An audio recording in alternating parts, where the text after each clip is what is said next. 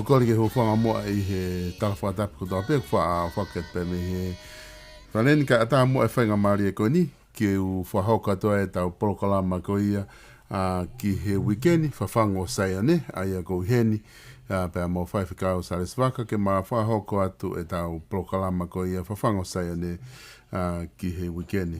Ki kimo ai ko whamore more atu I he whihalaki ko e tau whasi ke kamata e tau polokalama ka ku whakatawanga pē ku ongorere atu ka tiki mō tolu ai polokalama ko ia o manaki ke mawhakahoko atu pēr mō e whaiwhikau I he ahoni. Whiwhia whoki e taitari loto mawhana ki mō tolu ko toa pē ko mō osi lotoni ke tau kamata I he polokalama pēr pehe ke tiki mō tolu ko toa pē te mō toki whanongoa ai polokalamani o ko atu ai taitari loto whiwhia mo loto mawhana ke tiki mō tolu ko toa pē. I ahoni whoko loto ke taitari rei ai whaiwhikau I he laine whaiwhikau ku malo tau mau e ahoni pēr ko ilo I pē ku ke whahamai o ku lotonga lere ai ngā ue iho api ka neo ngoia o ku ikai ki tuku ai polokalama ko ne ku ta whahoko ko ta whadawanga pē ikai ke uesia ai ta polokalama ka I he ahoni ko ngā he ku lotonga lere ai whahoko ko ia ngā ue ki ho api whewheha ke whaiwhikau pa whewheha ke family ki ho wani. Ia solo malo au pito mau whainga maari pia o go whawheta I lahi ki he o tua mafi. Ai o tua koe tamai pia moi alo pia mohono lau maari maanioni I he whakahoko ai polokalama ko I anga maheni o kuta whakalere I he wike ko toa pe. E solo ko e hangepe ko o whakalanga talanoa I he kamata ko uhi o ku kamata ai ngā ue pia o ko kore whakamore atu ki hea au awhea e paiangani a whaiwhaiange kui ai ha ne motu hia pia ai ha palo palema whakateknologia pia nau mau pia ha nonga moha pia maari e kau hi he kuo whakatuuta e kau ngā ue mimika toko taha whage taha nima o nau I heni pia o ku nau demoration a loto a whare ko no hinga o hae pe au longa au pito e nau ngawe ka neongo ia o ku tui pe tokoni mai ai lau maari maani ke whakakato ai polokalama ko anga maheni ko ia o tawhakalere e solo ko whanuani o ku a afu au pito o ku kai hae la a ka o tala ea o fuwela au pito hanga he ea o whamatala I mai ai afu au pito ai funga o e whonua ka o kai ha mai ai la a ka malu be pia o moko le rei neangi mai ai ea he vela ai ea e whonua pia I kai ngata ai ko e family o ku hange pe koia na whahoko atu I he wike ko hili o ku hange ko e solo tapuange mo e hoa pe mo e whanau mo e whakamoko puna nau hangea whangipuaka na tuku a nau lere takai holo mo e sakiki holo he ulo mai ai la a ka neongo ia ko e family o nau fia o pito he nau mawahe mai pia me he whare talifono ngā pia ko ia ko e ahoni ko kamata lewa e lere e nau ngā ue pia o kai ai amanaki ki mua Kirismasi e solo ko mau maari ko hi ka mau foki mai o tautu I apini o whakakato ngahi ui ko toa pe ua whai e lau maari maani o ni ke polokalama. Kau whafoki ate e solo? Malo pito whaiwhikau, whawhiawhia pito ai malawa ke mahino o ku kamata ngā ue pia ku whiawhia family ko ngā ku mahino ko aveni pe taimi ke kakato ngā ue pia whoke mea ko toa pe o ke tuunga na iai ke mua ke no molo ai no foi family ka I te whaha hiki holo. E whaiwhikau I he houani ko mahina whoki o ku oskamata tau wharearea. Pe ko kore ki minit pe nima pe mite ono ke ki whalangatala no atu I he wharearea tonga ko ngā ku osi kamata wharearea aneafi pea ke whai whanonga I he tutu uniko ia o na ta whaatala noa kia ki mua o ku vakai e whamau anga ai whakei se ua, ai a koe whailo a māteni, pe pe ke whailo a kau whafofonga koe ni, nei whakahauko, tauta tuito ke sea, pe mo e wharea rea, pe o ku whahua turewa e wharea rea, e nau tohi ki whamau anga, pe koe nau korikia ke vakai, pe ku ai hanau mawhai, na tau si talanoa pe ki ai, koe konga ko loto ke ki whaka talanoa tu ai, ai whakaukau koe ni nai mea sea wharearea, ane a whi wharearea. O ne pehe, pena e whamamafa e apito he sea, ai ni whamatala. Koe ngāua e wharearea, o ki kai ki aha mau mau ai ko ni stutone. Pau te gai ki whakahoko ha mau mau, o e tau ko ni stutone, i he whahoko whatongi a whahoko. Pene pehe rewa, hei kai, o ki kai to tonu, ke hanga e whamau ngā o wakai, ai ngā ue e wharearea, he ulava pe wharearea ia, o wakai e nau ngā ue. O kuhinga e whakatala noa tu, he koe ngahe na ta ostala noa, ki he tohi koe e kau whakamau, pe mo kuonga koe ia na e ave ai, e mawhai, i he tohi tapu ki he kau whakamau, pe aku tau wakai atu e ahoni koe ni ku whaha e he sea e wharearea, o ki kai to tonu, ke hanga e whakamau anga o kau noa, mo wakai i ai ngā ue ko ia ai whalearea, he kulava pe whalearea o whaitutu uni, pia mo wakai a e nau ngā ue a ki nau tolu. Koe, tu koe he tai ni mi, o kui ai e tau tu ngā whapolitika re, ma ngahi mawhai, i he tala noa e wholofola whaifika ko lotu ki i whamama mai ta whako ia. Ia, maloa bito e solo, pia o ku i he mao e ki whainga maari e ke tāwhi atu o taki ho atu ki he ke ho tau whare area. Koe. Ko hi ko tuunga pe, wiai pe e ta totonu ke ta talanoa gai ko uhinga pe he ko e whare o e area i o e whakalere o e whonua. Pia o ku takau ki he pure anga tonga a ki pe ho ta toto i tonga. Ka ko uhi foki e solo na e talu ai longo a mai ai whare. O kia e mea mahu inga o pito solo i ho whehu i ko ho pehe. Ko he hae lau ai tohi tapu, ko he hae lau ai wholofola. Whekawaki mo e whanki longo a koe ni o ku hoko. Ka koe mea o mahu inga lahi taha solo ke tau ilo. O ku makehe a tonga. Ia mei hatoe pureanga i mamani. Pea ka paurewa o makehe a tonga, pea mei hatoe pureanga whakatui i mamani, he koe alunga o tonga koe Isleri ia. Koe foi toka ua pena e ui o ha historia toi tapu. Na e ui ki na ua ia e solo a sio siua. O ne ui ake hono tunga whakapalo fita, pena i he taimi tatau pe, na e toi ui aki a hono tuunga whaka eiki tau. O ku whakatonga ngai ko a ia e kakai o e whonua pe kai. Na e tau a siosiua, tau e siosiua a e kere pe mo e kakai. Pea toi i he taimi tatau pe, o kune mau whakaha me o tua ai ngaue, mo e tau, mo e iwi, mo e malohi, nai whake o tua, ke ne ikuna i aki, ai ngahi hatu i sentaire. Sai, ko ne tua koe atu po ulua ki, pia mei he tuk whanua ki langi. Ko mea i koa e tonga i he taimi tatau pe, na e whai e fwoi tuk whanua ki langi, pia na e tō ai monu ia mo e pani ai o tua gatupo uluaki, ko ia ai egi tau ke ne whai e whakamerino e whanua ua na e oange ki ai tuunga whakapalo fita. Kono tuunga whakapalo fita ne tupo uluaki, ai na ne whoaki ai e whanua ki langi. O na COVID-19 te, sai. Ka paurewa ko e taki mua ia. Ka paurewa ko e uluafi ia, ko tae tupo uluaki. Solo ko e whare, o kui kai ko e whare ia o e sea, o ha no pere. Pea kui kai ko e whare ia o e sea, o ha pare mia, matonga. Ko e whare ia o ku sea, pea pure, kai ai o tua. O ke ilo solo ko polokalama ko toa pe, ko e tapuni o nau fai, pe o fina ngalo o tua ki ai pe ikai. Ka o ku ke ilo o ku fai hala e whare ki he o tua. Ka he ikai te nau i kunai e o tua, he ko e o tua ia, o ku ikai ko e tui. Ko te vita na e tui.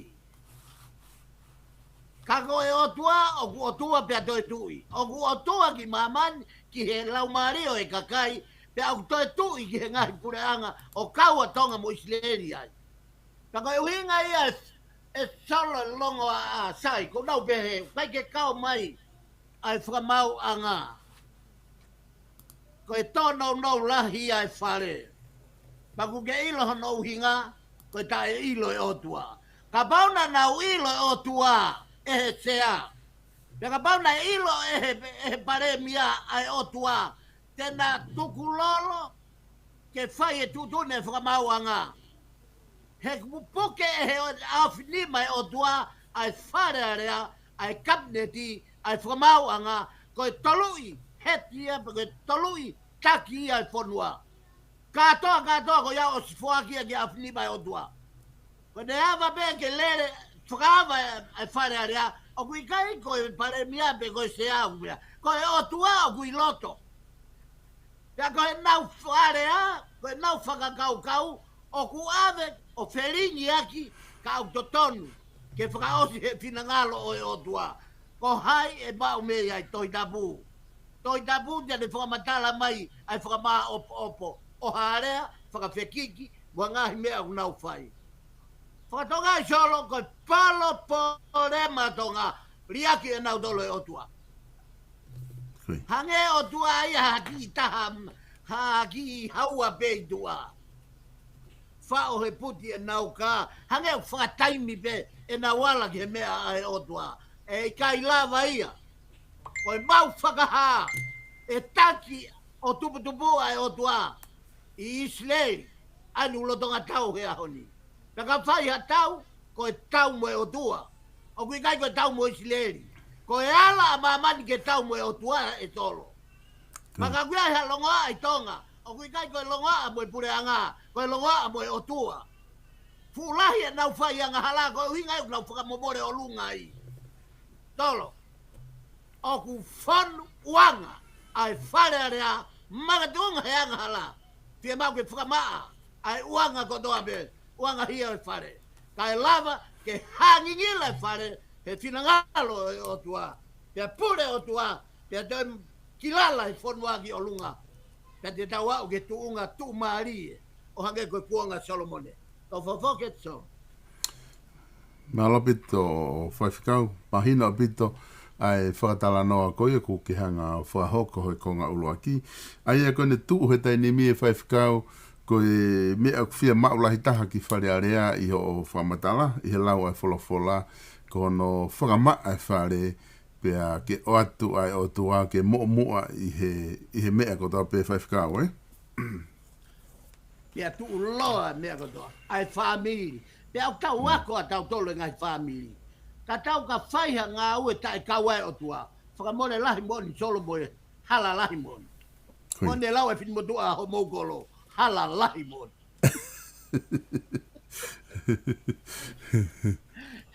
Koe mea kotoa pe solo ke kawai e o tua. Pea e toki tonu. Pea e toki tonu e mea goia. Koe hai winga e tonu ai.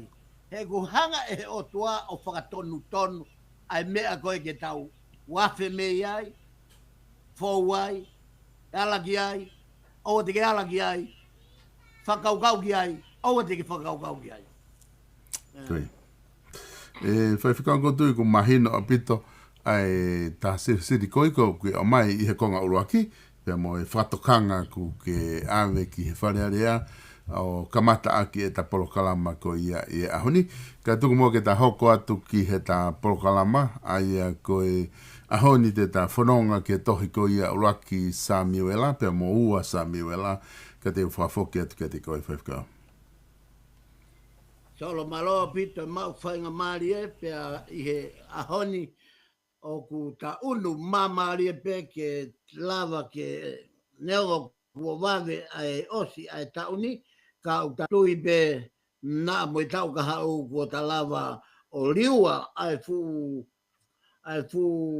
ngau e mahuinga mo maonga onga ko ia tahanga o whakawete mai ai ngahi pui tua whakapotu tohi kai lava ke mama mai ai potohi ko toa pe i he tohi tapu katoa. Pea ia hon foki hange ko mea ko ke mea ki ai o ku tau i he tohi tau liua pea me he wike kua osi ai tohi ko ia o e kau whakamau pea na tau mamata ai ki he fukuonga kovi o hua mo oni ai tuunga taki whakamau ko hono uhinga he nei kai ke na nau tau whepaki pea mo e whina ngalo o e otua. Tai, ia honi foki, ka foki mai kia uaki pea mo e ua Samuela, pea koe mahu inga o e tohi koe ni solo, na e ki mua o hono whau e tohi koe foi tohi pe e taha. Pea na e toki au ki ha taimi pea moha kuonga, na e whakakaukau ai kau whakama opo ke noni o e tohi tapu, ke nau whakaukau, ke whakama opo mua ai ngahi whakamatala whakahistoria whakauaki whakahaatui o tatau peo kamata mai me kuonga e kau whakama au o kamata me me siwa o hauai ki e kau whakama au pea hauai o au mai kia tohi o e nātai ai i he wike ko osi i e ho mai ai ki whamili ko ia e taha pe uha he tohi tapu aia ko Eli Meleki pea mo Naomi ko ongo o nā tō ai fuhonge lahi whaua ko ia pea nā huai ki tua me Israeli o kumi mo ui o nā o au ki Moape ko e whanua sentaire ia o pekia ia maloni pea mo Kirioni pea mo Elimeleki ka e hoko mai e lute pea mo Naomi ko e whae siu ia ka ko uhi ko lute ko e sentaire ia ko uhi he nā ane mali pea mo maloni ko e siu ia kai ke o ta whanonga mai ai o ta talanoa i he ko eri ai hu mai ai ko eri hu mai e ko eri pe ko e aki he pure anga o toi whakafoki he na e more ka pate mo hanga whakatonga e himi nima whahiwa o ku hai ai whamatala ko ki he ko eri pia koe mooni kotoa ia o e ko eri o whamatala ki ai himi ko ia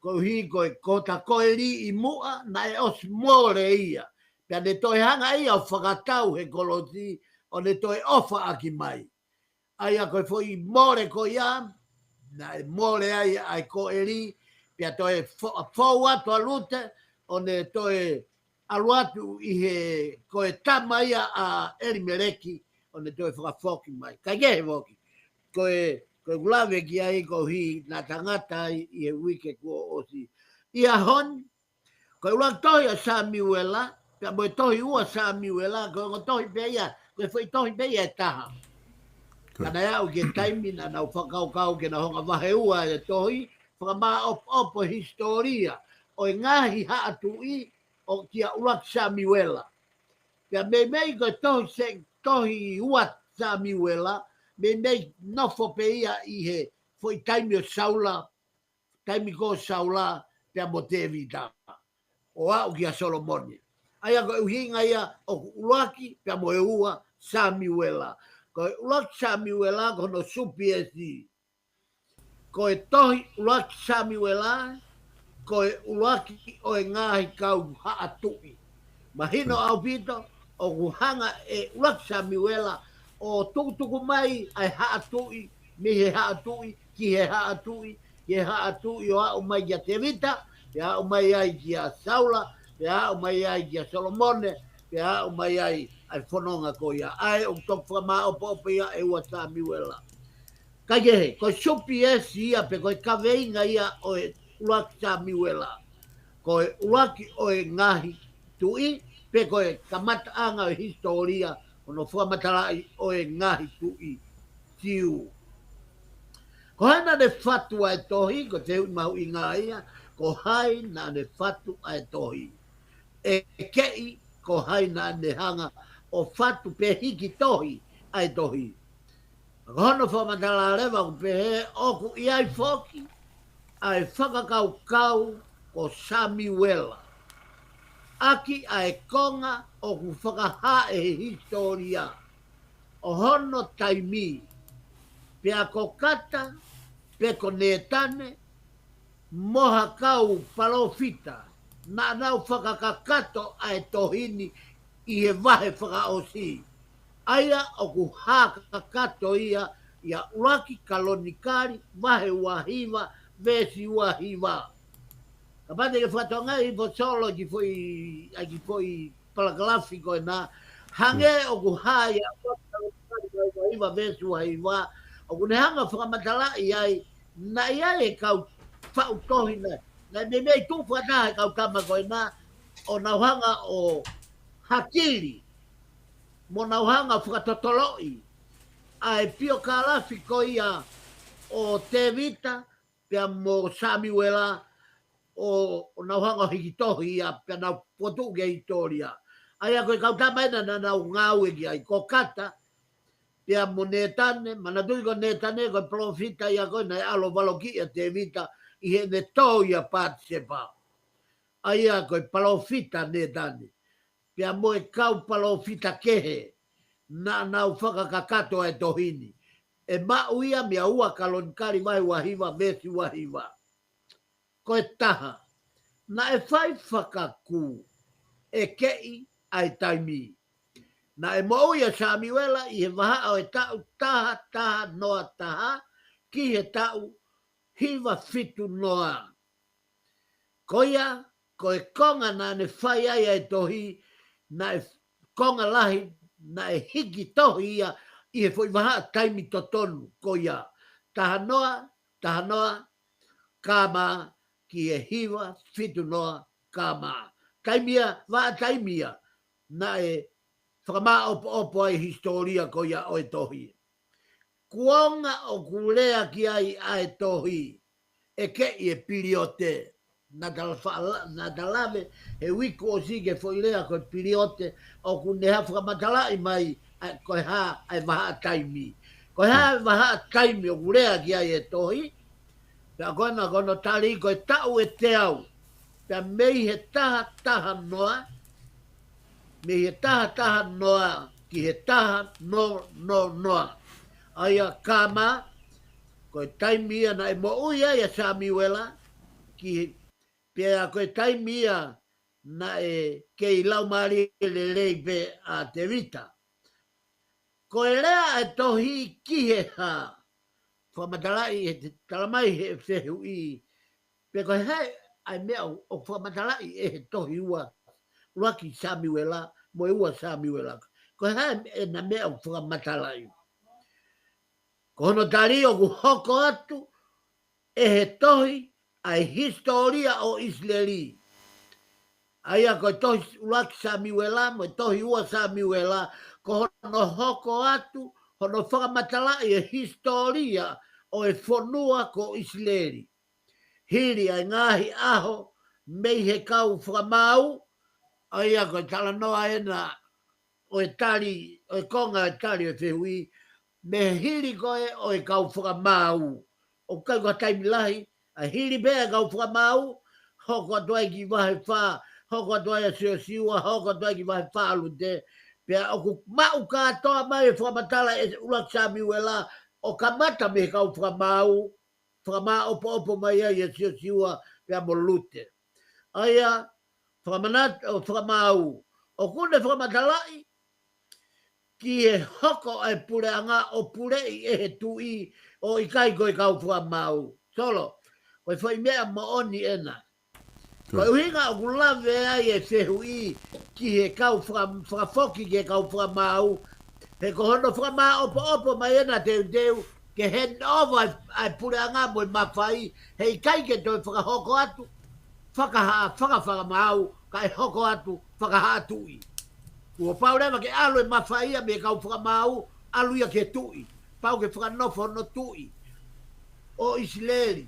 Pea kua pau ke oange mo mawhai, oange ki ai pea mo eki tau. O no whatongia ia e tui. Ke ne tala ai feitu ke taui.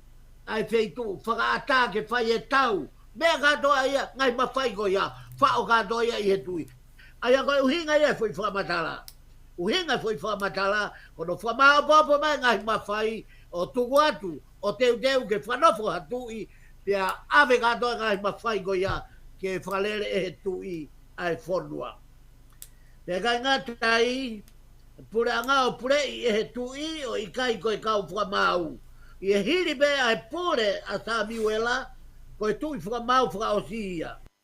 Pea pani lewa a saula. Whatonga iange ne hoko le rei a historia e solo, eh. Osi be hono pani, osi be hono mawhai o i kau whakamau, osi be ko ia pea nau pani lewa a saula ko e fuafua tui Israelia ko saula. Ko e pasi mai ia me kau whakamau ai mawhai. Omi lewa ia ki a saula. Ko e tui ko Samuela ko tui whakamau whakamui mui ia. Pea pani lewa saula ko e tui. O kulea ki he mo ui a Samuela ko e ngai whainga taa. Pea mo e ngai whiri whakamatakari. Kau Fristia. Ko e mo ui a saula na e kamata ki mua si ipe. Pea hoko o taloni. Pea mo e konga e mo ui a tevita. Ai a kuhinga ai whamatala ko e nā, ko e taimi, i he kei mo ui be a saula, pea i he taimi be o e kuonga na e whakalere whakamau, o ku kei lau maria le lei be a saula, pea hoko ai be mo mafuri e ospeki taimi no, o e tui whakamau, pea hoko hake be a saula. Hoko hake be a saula, ko os mafuri e puranga ia, ai puranga Israeli o puranga whakatui.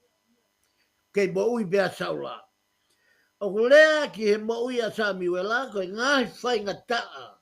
Pea mo e ngahi whiri whakamatakari, kau Fristia, ko e mo ui a saula, kamata ki mua siipe, pea hoko o taloni.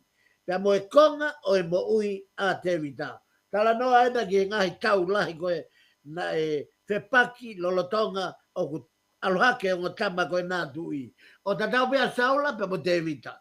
Taimi koe na alohake ai o tui, ko e uhonga ia o e whakatanga vela, ko e uhonga ia o e whetau aki koe i he whakamatakari koe i he whanau koe a sekope e toko hongo fulu maua. Tau tala noa pe, tau alu pe o hafe pe ke whanau e toko hongo fulu maua, aena e vahe, ai ngahi konga whanua, o whakatatau ki hoe foi toko hongo fulu maua, ke toko hongo fulu mataha, ngata be i e hako, ko ia o Mosese, aia pe mo elone, pe mo nau tō whewhinena, o angia ka nau tolu, ai tōnga whakari vai, hei kai ke nau mauha konga whanua, hei kai ke nau mauha nau wāhenga, ka te nau lofo taha peki nau tolu, ki he tempare, ke whakahoko whatongia, o tauhi ho nau wā mo nau otua. Ko e uhinga ia o haa vai. O kulea ki he moui a Samuela e ngai whainga taani. Mahina o pito, ko e tau wanina e tau iri ko ki konga whanua peta siuta ata atapia. I kai fuoloa me ai, to e kapu e tau o tau fua matakari. O to e puke katoa mai ai ngahi matakari. Me ia lupeni kia pensimani. Na o si pahe o nau ngahi konga whanua. I kai ngata he nau mo veu whakakolo. Pe o pehe ko siuta pe mo Israeli. Kana e toi alu foki a e tau mo veu, o toi kau mai mo foi matakari katoa e toko hongo fulu maua. Ka i he taimigo nau kau mai ai, na e ikuna ia e te vita. Na e kai ke ikuna ia e saula. Mana tui ko saula, na e tau o he tunga pani he o tua ke i lau maria le lei pia saula. Ko e hau ai o tua ia saula. Hau i he ne talangataa, ko hi. Pe ko talanga ta ko ya ko lao e tu ni o e tau e fonua sen daile. Hei kai ke na o tau i pe na wikuna pa na to ha koloa mahuinga me he ngai fe du sen daile. Tapu au bito ki he koe tau i he moui maa o ni mo Sihova. Pe au fia maa o Sihova ke o te nau tau ha koloa me he whanua sen daile. Ai au tō i loa ai e tohi sa miue la. Koe masta ki ia o kuha ia loksa miue la vai valu vesi tahiva ua noa, ua taha, ua ua. Ai masta ki ko ia o e tohi. Kaike, koe ta lawe ki ai ko hi ko fuamatala ko ia ki ngahi mea ko hoko. Koha mo ni mea. Ke whai kia ia whakakau. O ku kau e mea koe niha ki mea mahuinga au pito ka pau te tau fu. Te tau nofo hifo analaiso. Ai mo ni mea koe ni koe tefto i whakakau koe ni. Neongo na e whakatou filia saula mo te vita e he otua. Ke ne pule ki hono kakai. Ka ko te vita pe. Whanoke fwoi lea. Ka ko te vita pe. Na ne lava o whailelei hono whatongia ki he eigi pe ko hono otua. Aia, na e whakatou ui a saula mo te vita. Ko e pani o saula na e whinangalo ki ai e otua. Ka i he taimi na nou kua hou e otua i a saula. He na iai ai angahala na e moua i a saula. Pena e kai hanga e saula o vete ai foi whakapona. Pe koe foi whaingataa, pe koe foi angahala ko ia. Pea magatunga i honori aki e otua a saula. Ka ne uia te vita, pea koe ne uia te vita ke ne hoko atu, koe tu i hono ua ia o Israeli a te vita. Pea ko te vita na ne lava o whailelei hono whatongia ki he otua. Koe ki, pe koe me ke whoirea mahuinga taha i he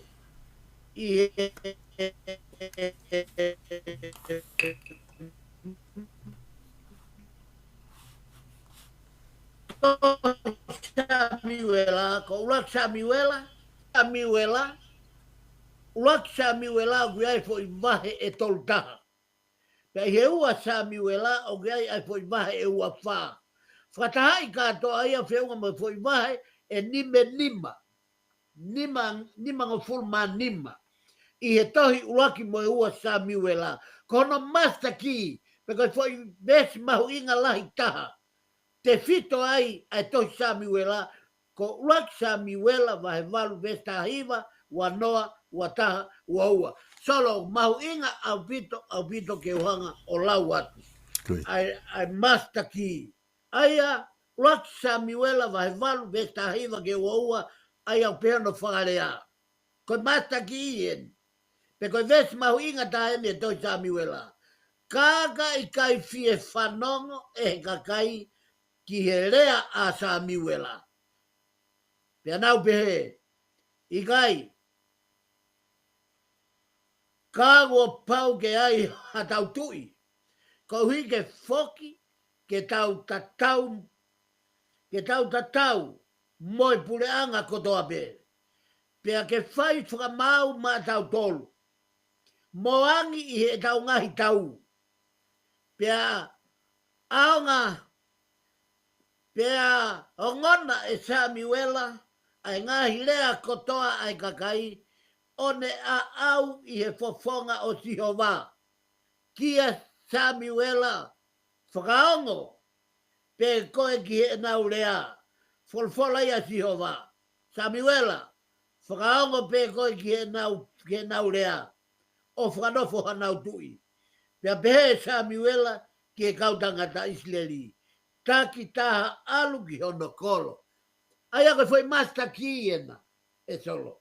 O e tohi ulaki mo e ua Samuela, pea uhinga e masta ki ai. Kono uhinga ko e fua launga ena a Israeli, talu hono taki mai ai mana, taki aki ki nau tolu e otua ai mana.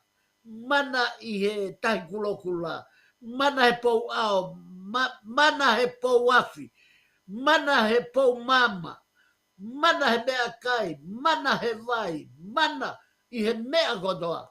Ko e nau toki whakawhisi ena. Ko nau liaki. Ko hinga mastaki ai. Ko nau hanga o liaki e otua. Ko nau fua liaki ena e otua. I he nau heme e otua. Talanga take otua. Ko nau kore na toka Samuela. Whanofa tau tui o tau dolu. Whawhisi nau tolu me otua.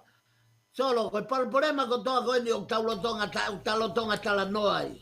Ko whaamu ke o ngoi he pureanga tonga. O tau tolo e kau Israeli o kuhinga e tau longa a. Pea ko e tau longa a, ko tae mahino e toi tapu.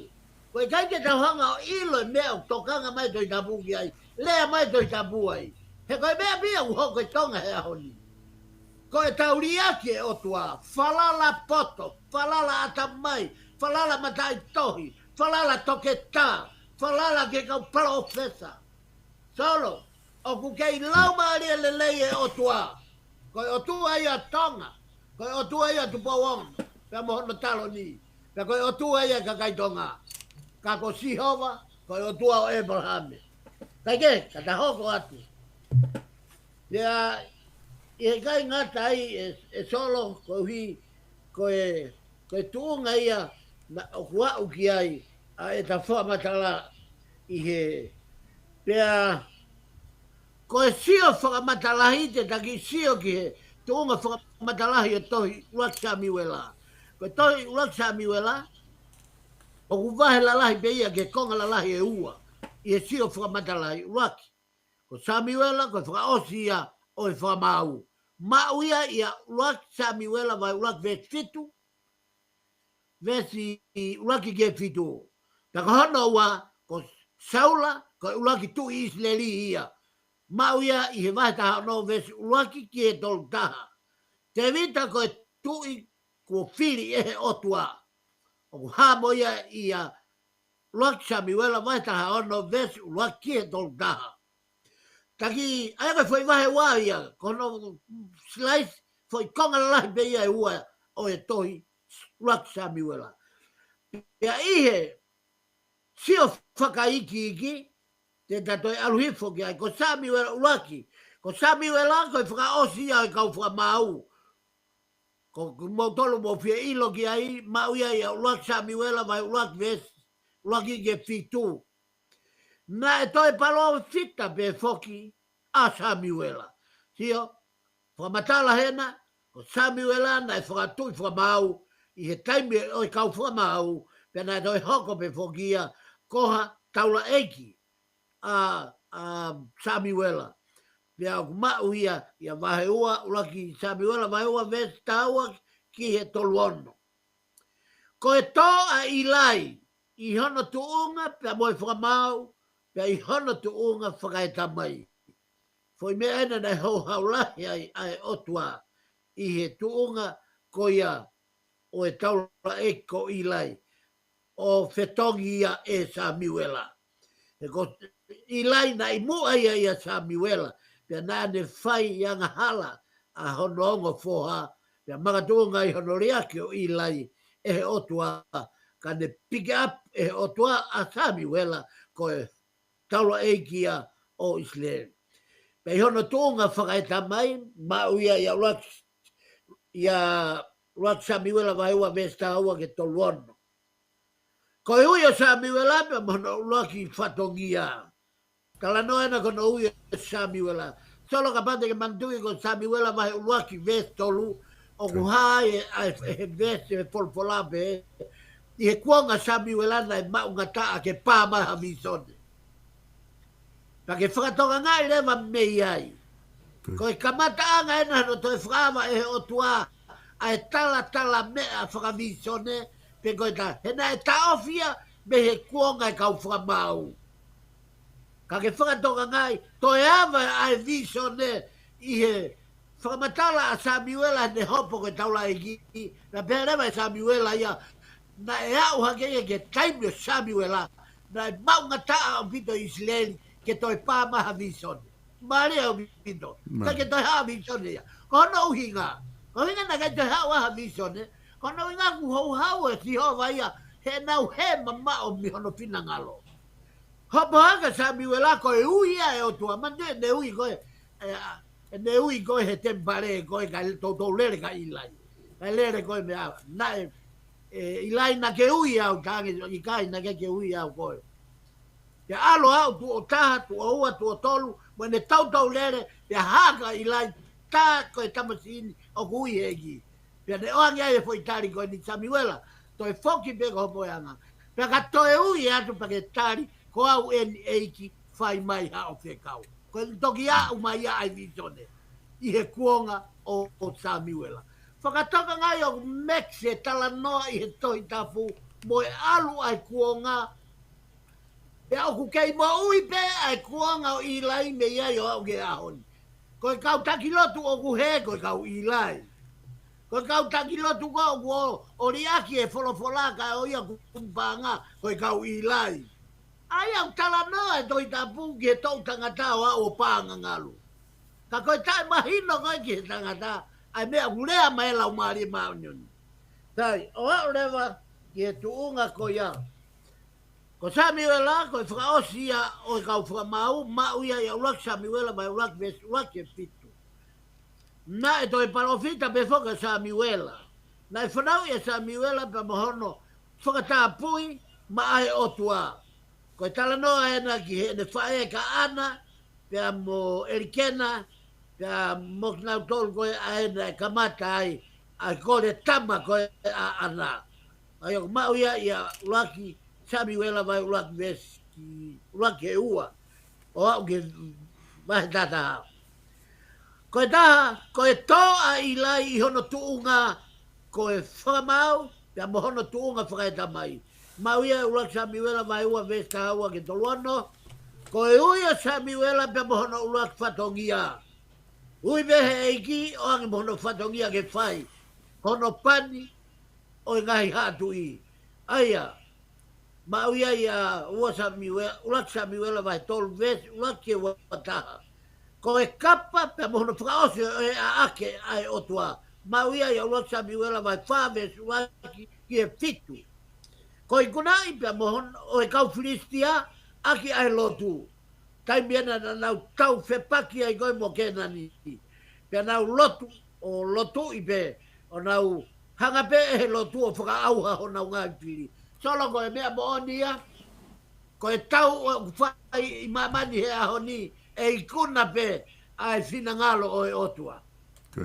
O kui kai ke toi ai whakahela, o ku whiau au hea mamani e tau e mamani, pe ko tua mamani, ke o whai koe, ko Israeli whai koe, ko Palestine, pe nau taku aki longo, mo e nau ngahi mahafu, o au whoki ki he nuklia, ani ke ne hanga o tamte i pe, tuange pe he ake mate e tangata, me mea mo i koto pe. O ku kei i he afnima koto pe ia e odua. O au ki he ea. He kapau e tukuange solo. Kapau e tukuange mai e ea ko ia. O pe he ko ea whakaauha, ea kona ia, kasa kona ike ne tue. E lava he otua, o taofi a ea kona ko ia. Iha feitu pe, na nau ngauhi, ke nau mate pe ki nau tolu, he mea na nau ngauhi. Kai whamou i pe ne whanau. Kai ke he utatoa atu ke ta whako ia kono i ngā, he utahau tau he toi tapu, o ku mahino le rei, ai ngai whaingata, tana e hoko kotoa pe ia, i he ki he kau Israeli. Kai ngatai, ko e kapa, mo e whakafoki o e aake a e otua, ma uia ia wha, ves ula ke fitu, i kunai o e kau Filistia ake e lotu, ma uia ia ula ki Samuela vai fitu, ves ua ke tau fitu, ko Saula ko ula ki tu Israeli ia, ma uia ia ula ki Samuela vai valu, ves ula ke ta nima. Ko e fili o Saula, ma uia ia ula ki Samuela vai valu, ves ula ke hongo folu, ko e pule a Saula, ma uia ia ula ki Samuela vai tata, ves ula ke taua, ka mo li aki o Saula e otua. Ma uia ia ula ki Samuela vai tatolu, ves ula ki e ta nima. Te vita, ko e tui kua fili e otua, ko e tangata e na ai otua. Pia na e Mooni au pito pe. Ai hoko a te vita ia, ko e tangata ai otua. Pea hoko mai ai a sisu kalaisi. I he pani o te vita, ke ne hoko ko e tui. Ko ene tui, kia, ko ene ngau e kia saula. Pea moe kakai o Israeli, ma hoko tua ia ulan sa miwela vai taano ke ulan ke ta valu. Ko e whakatanga i o te vita e saula. Mauia ia ulan sa miwela vai ta valu, ves ulan ki e wano. Ves iono ki e wano. Ko e peki a saula, mauia ia ulan ki sa miwela vai wanima, ves ulan ki gene osi. Ko e ngahi tau, whaka osi osi, o e pore a saula, mauia i he vahe ua fitu, ulaki, Samuela vahe ua fitu, ves ulaki tau taha. Ko e ngahi mea marie, kau ene ngahi mea au tonu, ke ki, tau ki, nafo ana laiso, ai mea marie ko ni, o ihe te ongo tohini. Ko e ngahi moni mea mahu inga whakalau marie, o ku tau ke oua na ngalo ia te tau tolu. Hangea whakatokanga ka tau tolu ai kakano e tohi ulaki Samuela, o kuia mea marie ko e ni solo. Ko e lotu ai mea nene mau ai mo ui. A Samuela. Ai a kuhinga ena, ko Samuela, ko te vita. Ko te vita ko e tuia o Israeli, whamatala ke toi Samuela. Ka au mau me ia te vita ai mea marie ko e ni. Ko e tangata na e aluhanga tonu ke o tua tai toi afe. Ko e uhinga i ne fu mana koa pehei e o tua Sami, a te vita. He ko e tangata na e loto maa, ko e tangata na e aluhanga tonu i kai ke toi aluwha toi, ki he o tua, aki hono loto, tangata loto maa. Pa i he taimi ta tau be, o toi hoko whoka te vita ko e tangata whaka, o kuki i hange koe, o ku tau a alo ene whakapuri holo a ene anga hala. Whai whakapuri ene anga hala. Mo e ongo whakai kakano, i he kakano te vita, i he mea o kune whai. O mau be a maari e whaimea. Tala noa i e komi, mau ia te vita. Toi tala noa i a helerei, mau ia te vita. Koe tau sio koe ki ai, koe koloa pe ia, pe au where, ai kau kakai pe he. Koe taimi kou nau malanga ai, toi peke huki he wani. Koe taimi kou mau ai whaianga hala, o hange pe koe tau kau taki koe he ahon. Koe taimi kou toi whaianga hala, o toi poto i he saitina ilo atanga. Pea kua maire soni o ulak Samuela, ke tau ako ai. Ke ua toi aluhanga tonu pea huki he wani, mo tau su, mo tau teunga he kesi mo kote, pea taimi kou tau toi saiti holo ai, pea te tau tōre wa tau tolu ki he whaingataa pea mo mala ia o toi lahi ane. Kai ke he, koe monu ia anga ia, o e tangata koe ni, he koe tangata monu ia, a te vita he koe tangata talangofua, i he mea koe. Nai ane te toi ka veinga na e tuu ai a te vita. Pehe te vita, i he tohi ulat sa miwela mo ua sa miwela. O monu ia anga e whai talangofua i e whai whi laulau. Ai a koe uhinga, koe uhinga ia a te vita, na e ne lava ai o whenā pasi le lei mo e whina ngalo e o tua. Kono uhinga koe tangata na ne, tangata mo ui talangofua te vita. Pea koe tangata na e tai mana wahe, whia lau pe koe ek tau. Mana tui ko te vita na ne koe ek tau. Ko te vita koe tangata ngoue. Ko te vita koe tangata tau manu. Ko te vita koe tangata musika. Ko te vita koe tangata pulotu. E toi ha mea hono whai e te vita. Solo. Katoa ngā hitare niki o ku mau e tangata ko eni e te vita. Pea ne toi hoko koe tui. Katoa ngā mea kotoa koe ni. Koe whakakoloa e he otua. Pea koe uhinga ia nei whakamaa opo ai. Ai fu koloa lahi pe he whau. Na ilo ai a te vita. O toi ave me mo ia panga ia. Pea koloa ia Solomone. Ko haina ne whatua, ai koe ta whanonga hi poini I he tohi koe o e ua Samuela. Ko hono ua o e tohi Samuela, o supi e sia ki he ua Samuela ko e pule a King David. Whakatonga e tohi ua Samuela na kulawe kia, na talawe kia nei. Tohi ua Samuela ia no fotaha pe ia ka Davida. Ka ko uhi ko ua Samuela, hanga ia whama o popo mai ngai hatu I kotoa. O hao mai o tui a Saula te Vita Solomone hauai. Ka e ua Samuela ia, no fopeia e po historia te Vita. Ai ko supia sia o e tohi ua Samuela ko e pule a King Davida. Ko haina ne fatu ai tohini, to vange bea tahe kautama ko ini, ai pena elea ki ai a ula Samuela.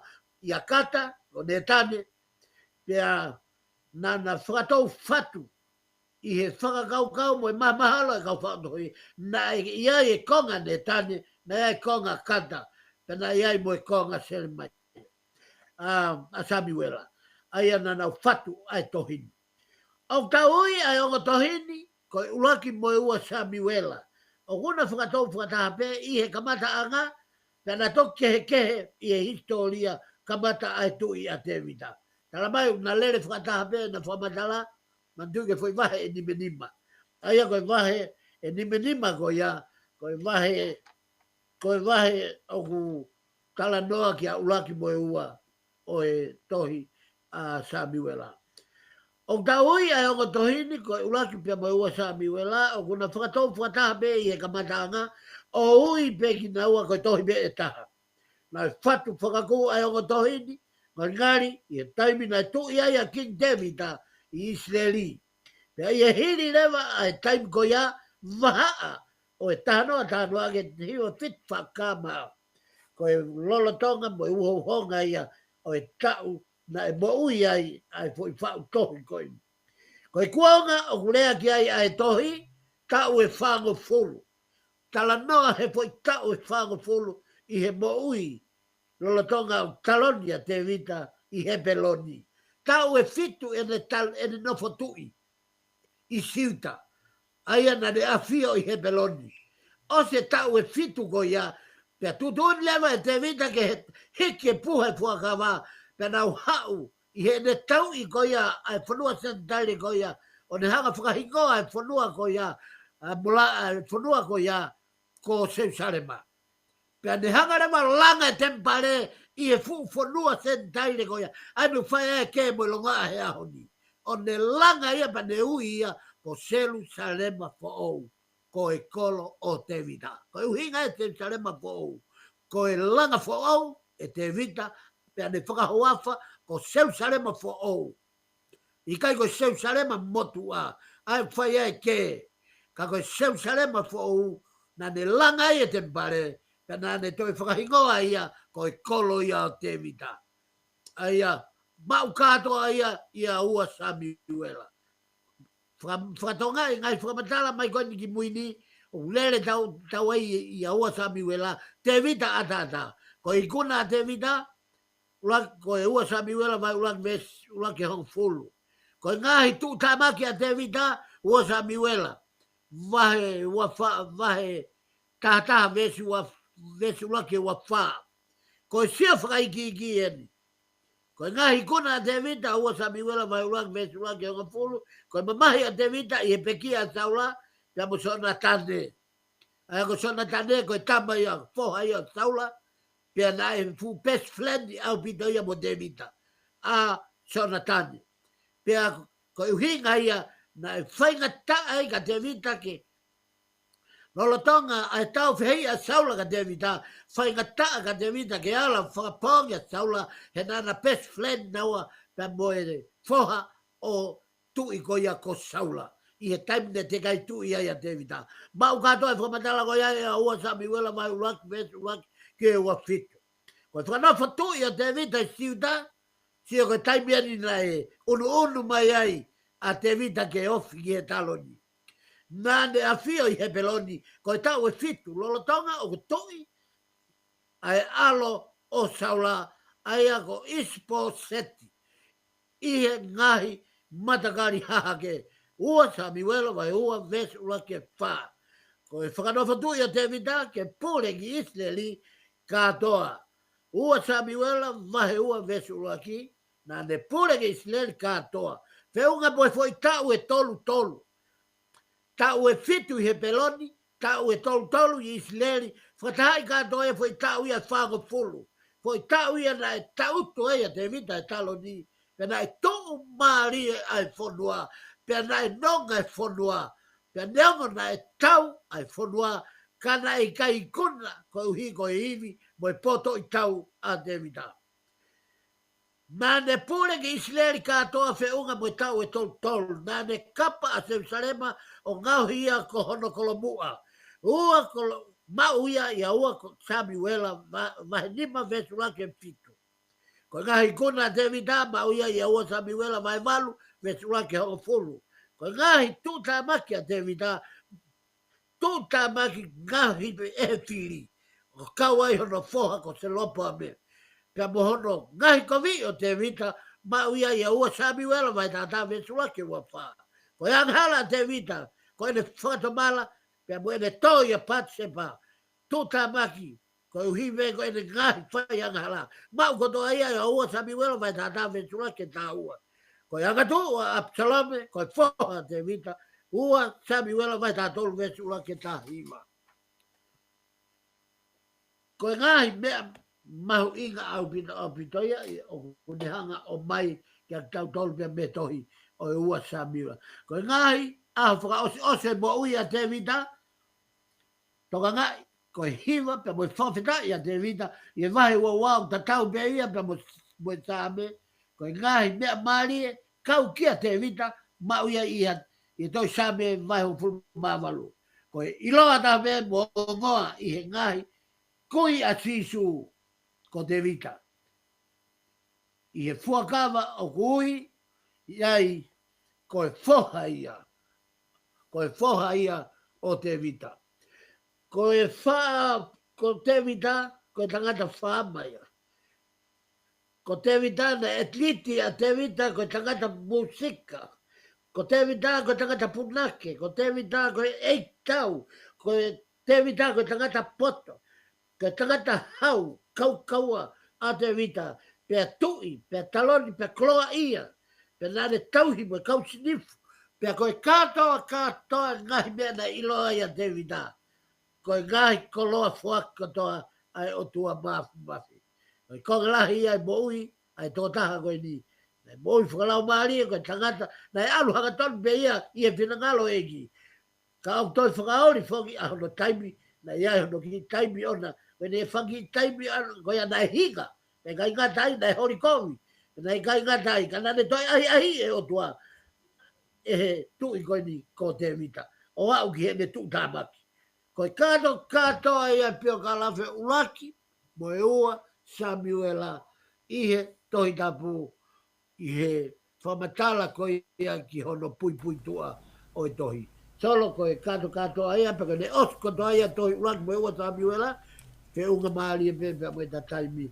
Kau whafoki atu, o whamalo atu ki he nā tolu koto pe, me o pe, whamori se mo taimi ka mo whanonga, ke tau vahe, i he ngahi koloa whakalau maari o e mama e wholofola. Pea ko ofalahi atu solo, ofa ke tāpua ki ai Polokalama e lau maari maanioni kau whafoki atu. Whamalo atu whaifekau, i he lava ko ia Polokalama whafango SAIONE, hangai ko ia ko ke whamalo ia ki nau tolu ko nau kau mai mo ki tau, tato ki foki mai i he taimta tau pe o ke kahau, ka mo mea